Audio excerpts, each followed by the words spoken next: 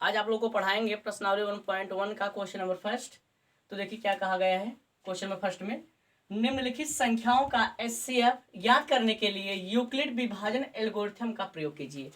Euclid विभाजन algorithm का प्रयोग करके इस सवाल को हम लोग को सॉल्व करना है, इसका एचसीएफ निकालना है। तो यूक्लिड विभाजन एल्गोरिथम का फार्मूला क्या होता है देख लो। यूक्लिड विभाजन एल्गोरिथम का फार्मूला क्या होता है? यूक्लिड विभाजन एल्गोरिथम, यूक्लिड विभाजन एल्गोरिथम का फार्मूला होता है a बराबर बी क्यू प्लस आर। यह जो है यूक्लिड विभाजन एल्गोरिथम का फार्मूला है। अब इस फार्मूला से हम लोग इस सवाल को सॉल्व करेंगे। देखो इस सवाल को हम लोग कैसे सॉल्व करेंगे।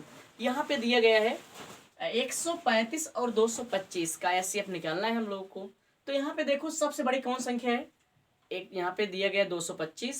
तो यहाँ पे हम लोग रफ कार्य में देख ले रहे हैं, सबसे बड़ी संख्या 225 है। तो सबसे पहले हम लोग भाग का निशान बनाएंगे। किसका निशान बनाएंगे? भाग का। अब भाग का तो निशान बना दिए। इसमें देखो सबसे बड़ी संख्या कौन सी बताई गई? 225। तो जो संख्या सबसे बड़ी होती है उसको हम लोग बीच में लिखते हैं।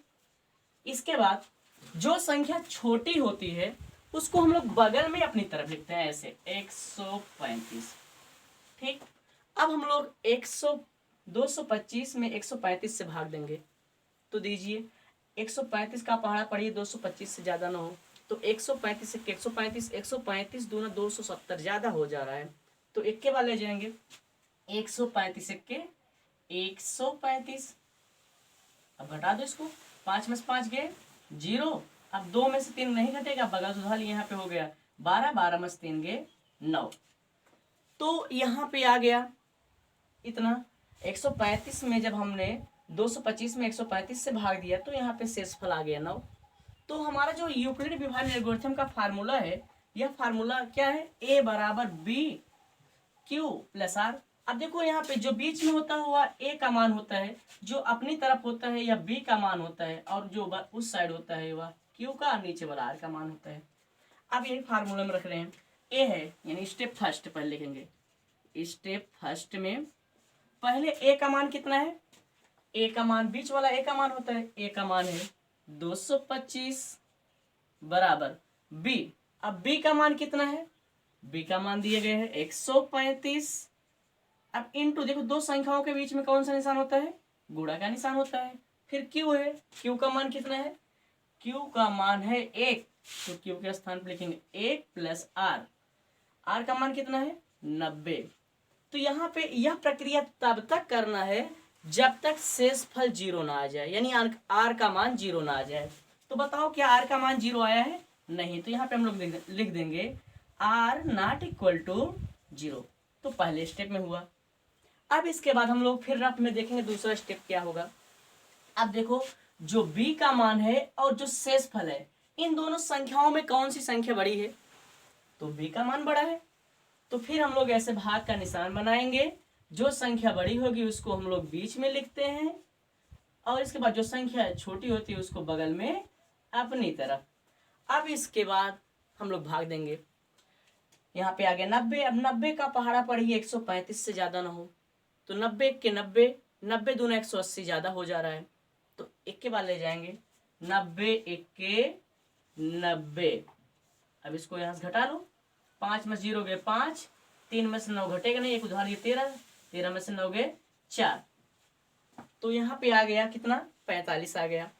तो यहाँ पे अभी हमने आप लोगों को बताया जो बीच में होता है किसका मान होता है? a का। जो अपनी साइड होता है किसका मान होता है? b का। जो उस साइड होता है वह q का मान होता है। जो नीचे होता है वह किसका मान होता है? r का। तो चलिए यहाँ पे फिर दूसरे स्टेप में लिखिए स्टेप सेकेंड। स्टेप सेकंड में देखो a का मान कितना है? 135। क्योंकि बराबर पहले a है इसलिए a का मान पहले रखते हैं। बराबर था बराबर लगाए। b है, b का मान कितना आया है? 90। दो संख्याओं के बीच में कौन सा निशान? गुणा का निशान। q का मान कितना आया है? 1 फिर प्लस r का मान भी कितना आया है? 45। तो यहाँ पे r का मान 45 हो गया। क्या बताइए यहाँ पर भी r का मान 0 आया है? नहीं आया है। तो यहाँ फिर लिख देंगे r नॉट इक्वल टू 0। तो हमने अभी अब आप लोगों को बताया था कि आर का मान जब तक 0 ना आ जाए तब तक जान लो एचसीएफ नहीं निकलता है, और जब लास्ट में आर का मान 0 आ जाता है तो एचसीएफ जो है बी का मान हो जाता है। तो देखो अब इसका हम फिर भाग देंगे। अब देखेंगे बी जो है बड़ा है बी का मान कि आर का मान बड़ा है। किसका मान बड़ा है? बी का मान। तो फिर से ऐसे भाग का निशान बनाएंगे, जिसका मान बड़ा होता है उसको हम लोग बीच में रखते हैं और जो छोटा होता है उसको बगल में अपनी तरफ। अब 45 का पहाड़ा पढ़िए 90 से ज़्यादा ना हो। 45 के 45, 45 दूना 90, तो 45 दूना हो गया 90। ये तो कैंसिल हो गया, शेष पर यानी कितना आ गया? 0 आ गया। तो यहाँ पे अभी अभी हमने आप लोगों को बताया था कि बीच वाला किसका मान होता है? ए का, जो अपने साइड है बी का मान, जो उस साइड है वह क्यू का मान, नीचे वाला किसका मान हो जाता है? आर का मान हो जाता है। तो यहाँ पे स्टेप नंबर अब सेकेंड में लिखेंगे स्टेप सेकेंड। तो स्टेप सेकेंड में क्या हो जाएगा?